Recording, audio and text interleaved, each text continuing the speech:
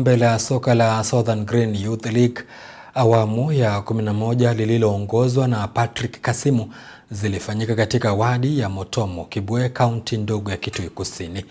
Mesili FC ilitoa ubingwa baada ya kuibwaga Tough Lions FC kwa bao moja bila jawabu. Almost 20 boys will play this ball. Si kweli?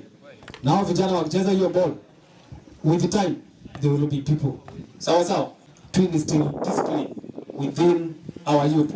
And then our stakeholders, say thanks for support. We are here. We're happy we win for the first time. Last time tulikuwa kwa group stages, tumeweka effort, tumeregain, tukakuja hapa tukapiga mpaka tukawin. Tunasema shukran kwa support. Kumekuwa na some challenges kama kutani fee, challenges kama of which natural challenge kama mvua.